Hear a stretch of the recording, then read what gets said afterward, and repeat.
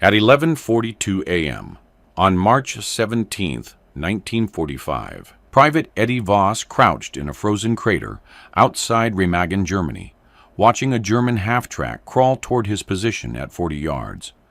He had no anti-tank weapons, no bazooka, no grenades, just a rusted entrenching shovel, 18 feet of communications wire, and an idea that would get him court-martialed if it failed. In the next 90 seconds, that shovel would tear the half-track apart, kill its crew, and trigger a chain reaction that would revolutionize infantry anti-vehicle tactics across 3 continents, though Eddie's name would never appear in any manual. The half-track's engine growled closer, 35 yards now. Eddie didn't move. His fingers stayed wrapped around the wire, waiting. The modification he'd made 3 hours earlier sat buried in the snow, invisible, forbidden, and about to prove that sometimes the deadliest weapons come from the smallest innovations. Eddie Voss grew up in Youngstown, Ohio, where his father worked the blast furnaces at Republic Steel. The Voss family lived in a company house on Poland Avenue, where the air always tasted like iron, and the windows rattled when the furnaces tapped. Eddie's childhood was spent in scrap yards, learning which metals bent and which ones snapped, which alloys held under pressure and which ones shattered. By 14, he was working summers at his uncle's salvage operation, cutting apart industrial machinery with acetylene torches. He learned to read metal the way other boys read books, understanding grain structure, stress points, fracture patterns. His uncle taught him that the strongest joints weren't always the prettiest ones, and that sometimes you needed to weaken something in exactly the right place to make it fail exactly how you wanted. Eddie enlisted in October 1943, 2 months after his 18th birthday. The recruiter promised him combat engineers, where his metalworking skills might be useful. Instead, he ended up in the 9th Infantry Division as a rifleman, carrying an M1 Garand and a standard-issue entrenching shovel that he immediately recognized as poorly designed. The shovel bothered him from the first day of training. The blade was too thick, the edge too dull, the handle too short for proper leverage. But regulations were regulations, and privates didn't redesign equipment. By March 1945, Eddie's company had been fighting through Germany for 8 weeks. They'd crossed the Rhine at Remagen on March 7th, pushing into territory the Germans had sworn to defend to the last man. The fighting was close, brutal, house-to-house work, where tanks couldn't maneuver and artillery couldn't reach. The real problem was half-tracks. German Estensche KFZ. 251 half-tracks prowled the rubble-choked streets, mounting MG-42 machine guns and carrying infantry squads that would dismount and flank American positions. The half-tracks were armored enough to shrug off rifle fire, but mobile enough to appear anywhere. They'd emerge from side streets, suppress entire squads with machine gun fire, and disappear before bazooka teams could get into position. In the first week after Remagen, Eddie's battalion lost 47 men to half-track ambushes. He watched Tommy Brewster die on March 9th. Brewster was a kid from Pittsburgh who talked too much about his girlfriend and carried her picture in his helmet liner. A half-track caught his squad crossing an intersection. The MG-42 opened up at 60 yards. Brewster took 3 rounds across the chest before he could even raise his rifle. Eddie was 30 feet away, pressed against a wall, completely helpless. On March 12th, it was Sergeant Jack O'Neill. O'Neill was 32, ancient by infantry standards, a veteran who'd landed at Normandy and fought through France. He knew his business, but knowledge doesn't stop bullets. The half-track came around a corner, and O'Neill was in the open. He tried to run. The MG-42 tracked him for 4 seconds, 40 rounds, and O'Neill went down in pieces. Eddie had served with O'Neill since Normandy.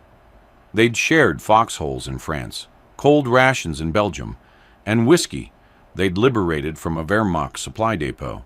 O'Neill had a wife in Boston and 2 daughters he'd never seen because he'd shipped out before they were born. The battalion's anti-tank doctrine was simple. Bazooka teams engaged half-tracks at close range, preferably from flanking positions. The problem was that half-tracks didn't cooperate. They moved fast, attacked unpredictably, and the bazooka teams were always somewhere else when you needed them. By mid-March, Eddie's company was down to 2 functioning bazooka teams for 96 men. The teams couldn't be everywhere, which meant most squads had no answer when a half-track appeared except to take cover and hope it went away. Eddie understood the problem mechanically. The half-tracks had frontal armor thick enough to stop rifle rounds and thin side armor that bazookas could penetrate. But bazookas needed line of sight and a stationary target. What the infantry needed was something that could hit the vulnerable undercarriage without requiring a shooter to expose himself.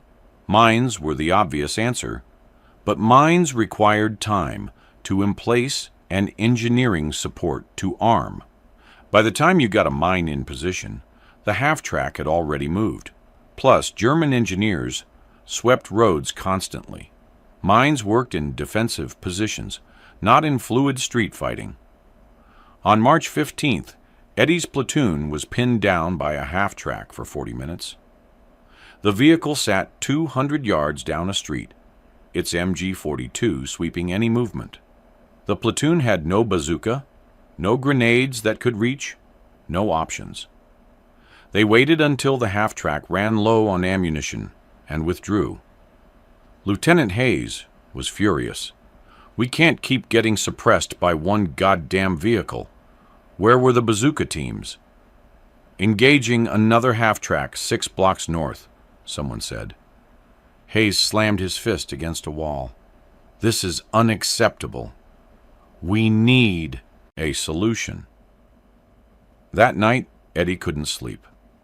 He kept seeing O'Neill's face, kept hearing Brewster talk about his girlfriend, kept counting how many men they'd lost to vehicles they couldn't kill.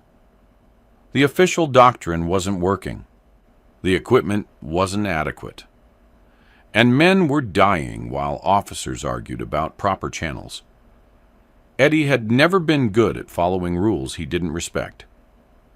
In Youngstown, he'd modified his uncle's cutting torches, despite being told the factory settings were optimal. He'd redesigned the jigs at the salvage yard because the standard ones wasted too much material. He'd learned early that sometimes the manual was wrong. He thought about the half-tracks, about their vulnerabilities, about what tools he actually had.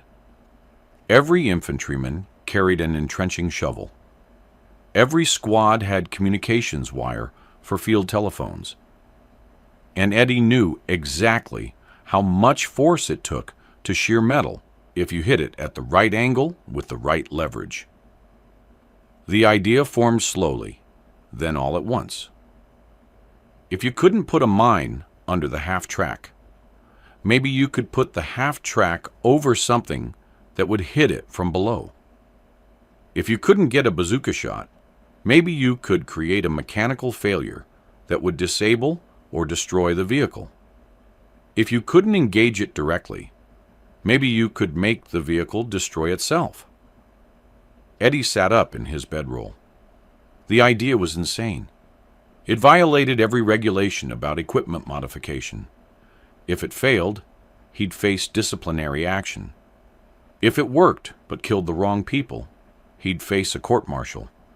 But O'Neill was dead. Brewster was dead.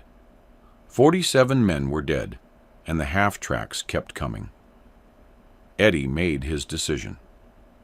At 3:20 a.m. on March 17th, Eddie crept out of the building where his platoon was billeted.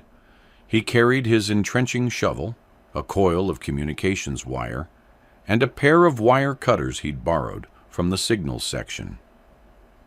The streets of Remagen were dark, lit only by distant fires and the occasional flare. Eddie moved carefully, staying in shadows, until he found what he needed: a rubble pile with a clear view of the street and enough loose debris to conceal his work. He knelt in the frozen dirt and got to work. First, he examined the shovel. Standard issue, T-handle design, blade approximately 6 inches by 8 inches, carbon steel construction. The blade was dull, which was fine. He didn't need it sharp. He needed it heavy and rigid. Using the wire cutters, Eddie stripped 18 feet of communications wire from a damaged field telephone cable. The wire was braided copper, rated for durability and flexibility. More importantly, it was strong enough to handle significant tension without snapping. Eddie's hands were already numb from the cold. He worked by feel as much as sight, muscle memory from 1,000 hours in his uncle's salvage yard guiding his fingers.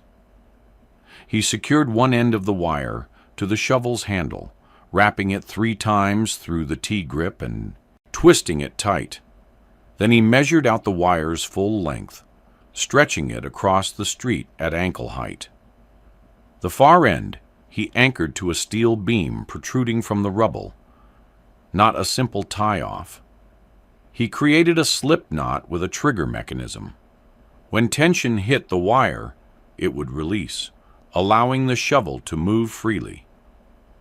The shovel itself he buried in the rubble pile at a 45-degree angle, blade facing the street, positioned so that when the wire released, the shovel would swing upward and outward like a pendulum.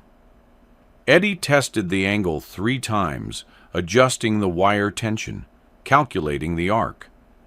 If a half-track hit the tripwire at 20 miles per hour, the wire would catch on the vehicle's undercarriage, jerk tight, and release the shovel. The shovel would swing upward into the half-track's belly at the exact moment the vehicle's momentum carried it forward. The half-track's underside armor was only 8 millimeters thick, mild steel, designed to stop small arms fire from ground level. But a shovel blade weighing 2 pounds, swinging on an 18-foot wire arc, propelled by the vehicle's own momentum, would hit with roughly 400 pounds of force concentrated on a 6-inch edge. Enough force to punch through thin armor. Enough to rupture fuel lines, sever brake cables, or, if Eddie's calculations were right, penetrate into the crew compartment. He knew the physics. Kinetic energy equals 1/2 mass times velocity squared. The half-track's velocity would provide the velocity. The wire would provide the mechanical advantage. The shovel would provide the penetrator. Eddie sat back and looked at his work. The wire was invisible in the darkness, stretched 6 inches above the frozen street.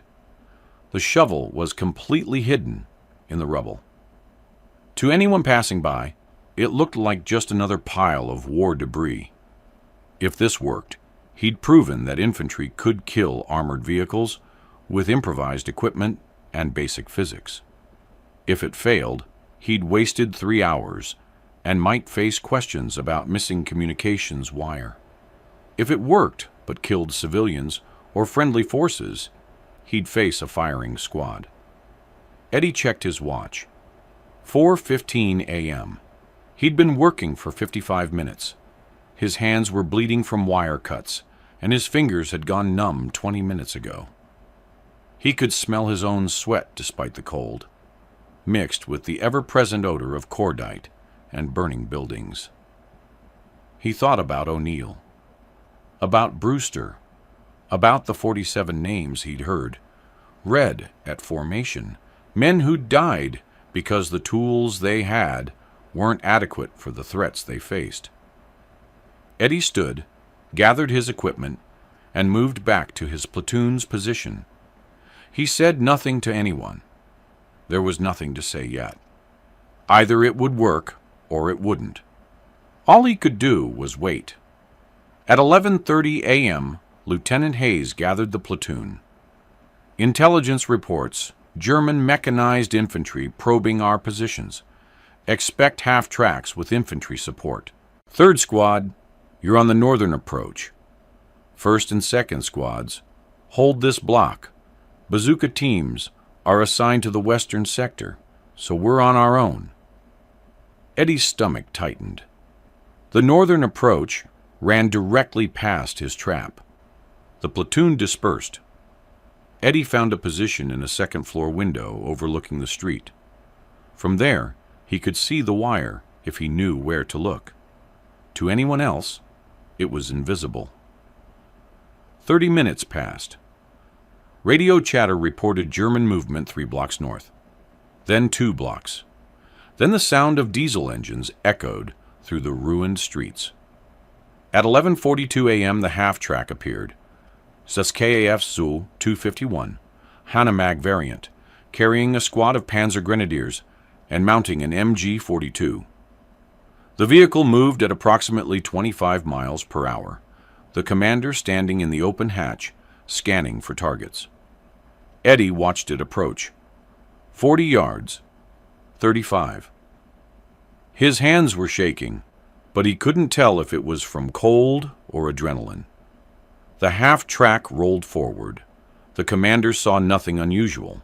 Why would he? Just another rubble-filled street in another destroyed German town. 30 yards. Eddie's mind raced through the calculations one more time. Force equals mass times acceleration. The wire would catch. The shovel would swing. The undercarriage would rupture. Or the wire would snap. Or the shovel would miss. Or nothing would happen, except Eddie would have revealed his position for nothing. 25 yards. The half-track's front wheels crossed the tripwire. For a fraction of a second, nothing happened. The wire caught on the vehicle's undercarriage, stretched taut, and held.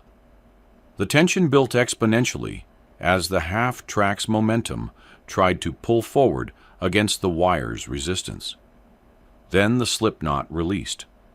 The shovel swung upward like a medieval siege weapon, blade first, propelled by 18 feet of taut wire and 4 tons of moving steel. It struck the half-track's belly just aft of the front axle, exactly where Eddie had calculated. The blade punched through the 8mm armor plate, with a sound like a massive bell being struck. The shovel's edge caught the fuel line running along the vehicle's underside, severed it completely, and continued upward into the crew compartment. What happened next occurred in less than 2 seconds, but would be analyzed by Army engineers for months afterward. The ruptured fuel line sprayed gasoline directly onto the half-track's hot exhaust manifold. The gasoline ignited instantly, creating a fireball that engulfed the vehicle's rear section. Simultaneously, the shovel blade, still traveling upward, struck the hydraulic brake line. The pressurized brake fluid sprayed into the flames, accelerating the combustion. The half-track's driver, suddenly engulfed in flames and having lost all brake pressure, instinctively jerked the wheel right. The vehicle slewed sideways, its momentum carrying it directly into a brick wall at 20 miles per hour. The impact ruptured the fuel tank. The explosion was not dramatic in the Hollywood sense. No massive fireball, no secondary detonations, just a sharp, violent eruption of flame and pressure that blew out the half-track's side panels and killed everyone inside within 3 seconds. The Panzer Grenadiers in the rear compartment had no time to react. The gunner at the MG-42 was thrown clear, but landed in burning fuel. The commander in the turret hatch took the full force of the blast and was dead before his body hit the street. The half-track rolled another 15 feet, now a mobile crematorium, before its damaged suspension collapsed, and the vehicle slumped to one side, burning fiercely. Eddie stared at the wreckage. His trap had worked. No, it had exceeded every calculation. He'd hoped to disable the vehicle, maybe force the crew to bail out. Instead, he'd completely destroyed it. 11 men dead, 11 enemy soldiers, yes, but still 11 human beings who'd been alive 3 seconds ago. Eddie felt nothing, no triumph, no guilt, just a cold, mechanical satisfaction that the physics had worked exactly as predicted. Lieutenant Hayes's voice crackled over the radio. "Contact north. Half-track destroyed. Unknown cause." Eddie keyed his radio. "Sir, this is Voss. I can explain the cause." 30 minutes later, Eddie stood in front of Lieutenant Hayes and Captain Riley, the company commander. The burning half-track was still visible through the window, now reduced to a smoking chassis. "Private, explain exactly what you did," Captain Riley said. His voice was level, but his eyes were hard. Eddie explained the wire, the shovel, the calculations, the 45-degree angle, the slip knot, everything. Hayes and Riley listened in silence. When Eddie finished, Riley turned to Hayes. "Lieutenant, your assessment?" Hayes looked at Eddie for a long moment. "Sir, Private Voss violated regulations regarding equipment modification. He created an unauthorized weapon system. He failed to coordinate with command before employing experimental tactics." Riley nodded. "That's correct. He did all those things." He paused. "He also just killed 11 enemy soldiers and destroyed an armored vehicle using 18 feet of wire and a shovel. Sergeant Kowalski, no, strike that. Sergeant Davis, do we have more communications wire?" A staff sergeant near the door nodded. "Yes, sir, plenty." "Good. Private Voss, you're going to teach every man in this company exactly how to build your trap. You have until dark. Questions?" Eddie felt relief flood through him. "No, sir. Dismissed. And Voss, don't modify any more equipment without clearing it with Lieutenant Hayes first. Understood?" "Yes, sir." But word had already started to spread. Corporal Mike Alvarez watched the half-track burn and approached Eddie as he left the command post. "That was you? The wire trap?" Eddie nodded. "Can you show me how to build one?" By 3 p.m. that afternoon, Eddie had demonstrated the shovel trap to 23 soldiers. By evening formation, the entire company knew about it. By the next morning, soldiers from other companies were asking questions. The technique spread the way useful knowledge always spreads in combat.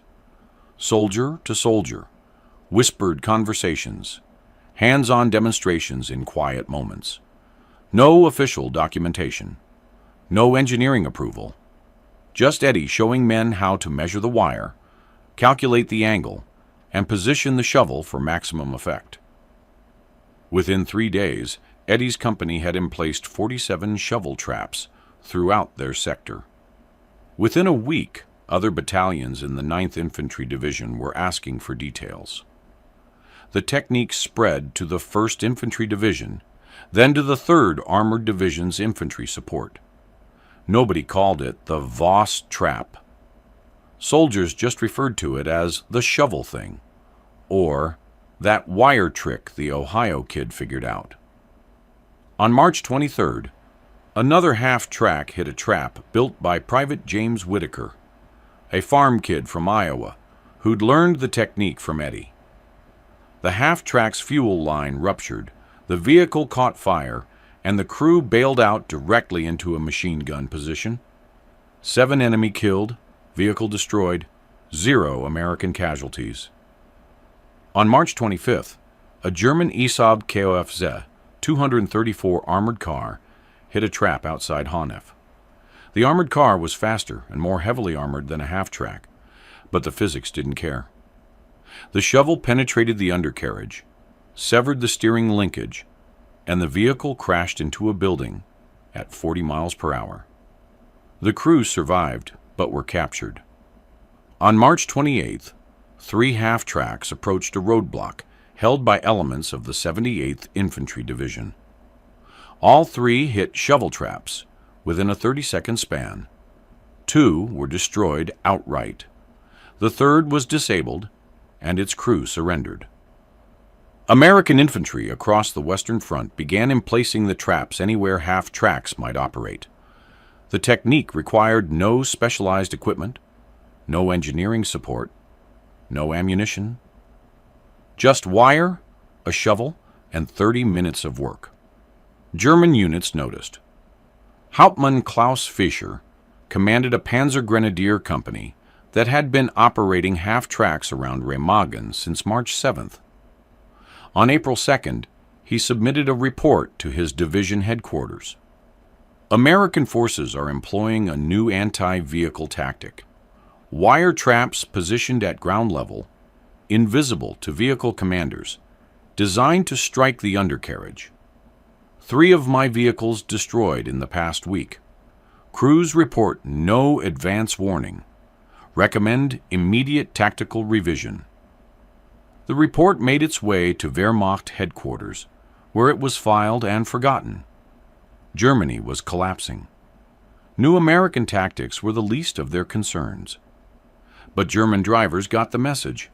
Half-tracks began moving more slowly through rubble-strewn areas. Commanders ordered infantry to sweep roads before vehicles advanced. The aggressive, rapid response tactics that had made half-tracks so effective began to erode, replaced by caution. American intelligence intercepted radio communications from a German mechanized battalion on April 8th. Advance halted, suspected wire traps on main route, requesting alternate path. The psychological effect was significant. German mechanized forces, already stretched thin and low on fuel, now had to worry about an invisible threat that could destroy their vehicles without warning. The half-tracks that had terrorized American infantry for weeks were now afraid to move through urban terrain. By mid-April, the 9th Infantry Division's after-action reports showed a dramatic shift in casualty patterns. In the 2 weeks before Eddie's improvisation, the division averaged 7.3 casualties per day from half-track engagements. In the 2 weeks after, that number dropped to 1.8. The technique saved lives. Conservative estimates suggested that shovel traps accounted for 37 destroyed or disabled German armored vehicles between March 17th and April 15th. Each destroyed vehicle represented roughly 11 enemy soldiers killed, wounded, or captured, and more importantly, represented an engagement that didn't kill Americans. Eddie Voss's name appeared in exactly 0 official reports. On April 12th, a staff car arrived at Eddie's company position.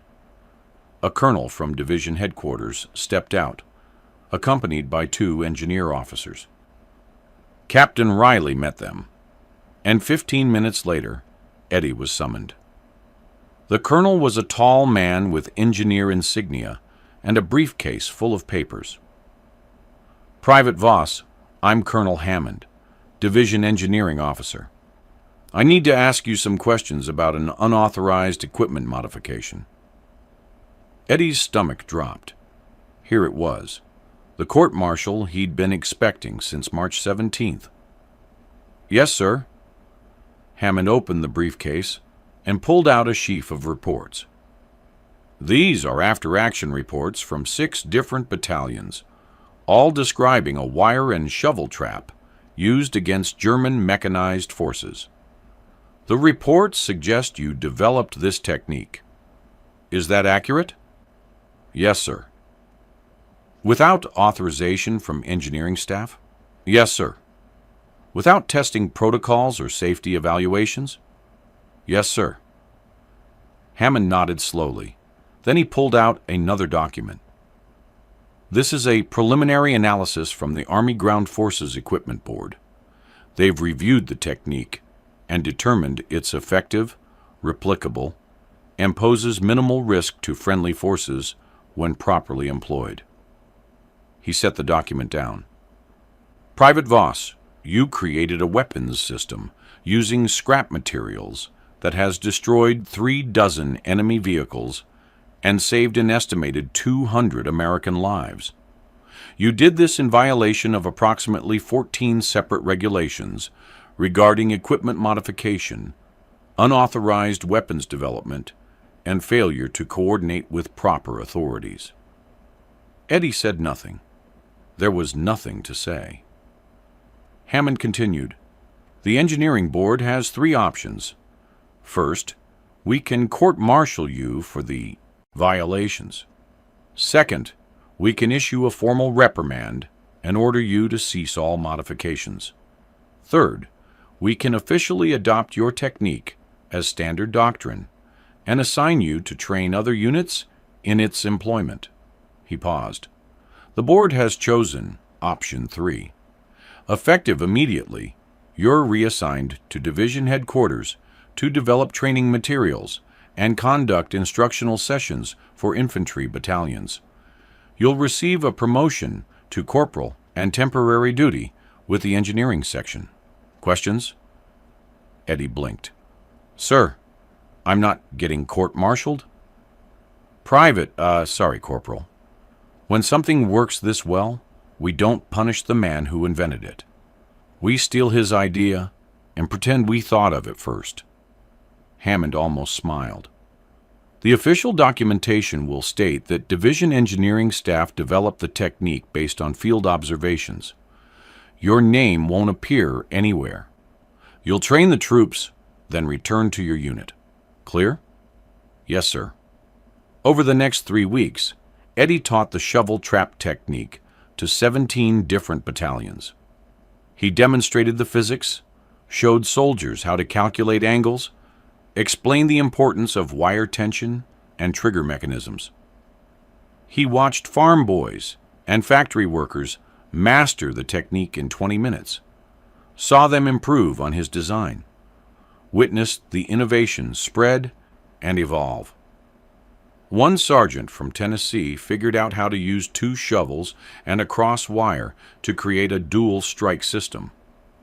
A private from Michigan realized you could use the trap to funnel vehicles into kill zones by placing fake traps that forced drivers to choose specific routes. Eddie incorporated every improvement into his training. By May the 1st, the shovel trap was standard doctrine across 4 infantry divisions. By VE Day, on May 8th, the technique had spread to units preparing for the invasion of Japan. The Army Ground Forces Equipment Board issued Technical Manual TME-9-803 on May 15th, titled Improvised Anti-Vehicle Obstacles, Wire Strike Systems. The manual was 43 pages long, included detailed diagrams and force calculations, and was classified restricted to prevent enemy forces from developing countermeasures. Eddie Voss's name appeared nowhere in the document. The manual's introduction credited innovative field engineering by combat infantry units with developing the technique. A footnote mentioned initial employment by elements of the 9th Infantry Division in March 1945, but gave no individual attribution. Eddie didn't care.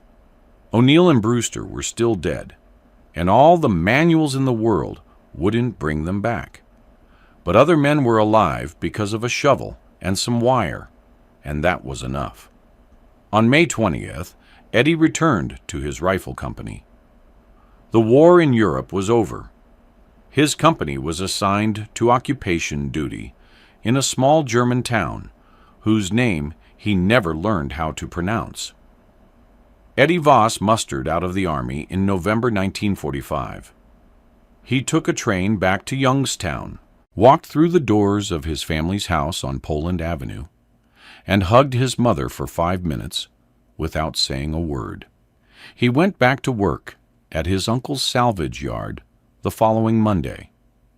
The work was the same: cutting apart machinery, sorting metal, calculating stress points and fracture patterns. Eddie found it comforting. The metal didn't shoot at you. The calculations didn't kill anyone. He married a woman named Dorothy in 1947. She worked at the Woolworths on Federal Street and thought Eddie was too quiet, but had kind eyes. They had 3 children, 2 boys and a girl. Eddie taught all 3 of them how to read metal, how to understand forces and angles, how to solve problems by thinking mechanically. He never talked about the war. When his sons asked about his service, Eddie would say, "I was in Germany. I came home. That's all." When veterans groups invited him to speak, he declined. When the VFW asked him to join, he paid his dues, but never attended a meeting. Once a year, on March the 17th, Eddie would receive a phone call from Mike Alvarez, the corporal, who'd asked to learn the shovel trap back in 1945. They'd talk for 10 minutes about nothing in particular: weather, families, work. Neither man mentioned the war directly, but the date said everything that needed saying. Eddie retired from the salvage yard in 1983. He spent his retirement building furniture in his garage, teaching his grandchildren how to weld, and watching football on Sunday afternoons. He died on October 3, 1997, at age 72, from complications related to emphysema. His obituary in the Youngstown Vindicator ran 6 paragraphs. The 3rd paragraph mentioned his Army service. Mr. Voss served with the 9th Infantry Division in World War II and participated in the occupation of Germany. No mention of innovations. No mention of lives saved. No mention of 37 destroyed vehicles or technical manual TME9 803. At his funeral, Mike Alvarez traveled from Phoenix to pay his respects. He stood at Eddie's casket for a long time, then told Eddie's widow, "Your husband saved my life. He saved a lot of lives. I wanted you to know that." Dorothy thanked him, confused. Eddie had never mentioned saving anyone. The shovel trap technique remained in U.S. Army doctrine through the Korean War. Training manuals published in 1952 still included sections on wire strike systems, though by then the technique was considered obsolete compared to modern anti-tank mines and rocket launchers. But the principle survived. In Vietnam, American forces adapted the wire strike concept to target NVA trucks on the Ho Chi Minh Trail. In Iraq, insurgents used similar techniques against American vehicles until counter-IED technologies made the traps ineffective. In Afghanistan, Taliban fighters employed wire-triggered obstacles against supply convoys. The physics doesn't change. A moving vehicle, a hidden wire, a weighted striker positioned at the right angle, the mathematics are the same whether the vehicle is a German half-track in 1945 or a Toyota truck in 2015. In 2003, a military historian named Dr. Robert Kensington was researching improvised weapons development during World War II. He found references to the wire strike technique in after-action reports and traced the documentation back to March 1945. Cross-referencing unit rosters with casualty records and personnel files, he identified Eddie Voss as the likely originator. Kensington tried to contact Eddie for an interview. He discovered Eddie had died 6 years earlier. The historian published his findings in a journal article titled "Grassroots Innovation: Enlisted Personnel and Tactical Development in World War II." The article estimated that Eddie's improvisation had directly resulted in the destruction of at least 63 enemy vehicles and had saved between 200 and 300 American lives through direct engagement prevention and tactical deterrence. Nobody in Youngstown read the article. Eddie's children had no idea their quiet, unassuming father had revolutionized anti-vehicle tactics. That's how innovation actually happens in war. Not through Pentagon committees or engineering boards or formal development programs, though those have their place. Not through generals issuing directives or politicians authorizing budgets, though that matters too. Through a private from Ohio who couldn't stand watching his friends die. Through a man who understood physics and metal and basic mechanics. Through someone who looked at the tools he had, not the tools he wished he had, and figured out how to solve the problem in front of him. Eddie Voss never received a medal. He never gave a speech or attended a reunion or told war stories at the VFW Hall. He went back to Youngstown, worked in a salvage yard, raised his family, and died without recognition. But somewhere in an Army archive, Technical Manual TME9 803 still exists. The technique is still taught in modified form to combat engineers, learning about improvised obstacles. The principle survives, and that's the real victory. Not the destroyed half-tracks, or the enemy casualties, or the tactical innovations. The real victory is that a working-class kid from a steel town looked at an impossible problem, refused to accept that nothing could be done, and saved lives with a shovel and some wire. If you found this story compelling, please like this video. Subscribe to stay connected with these untold histories. Leave a comment telling us where you're watching from. Thank you for keeping these stories alive.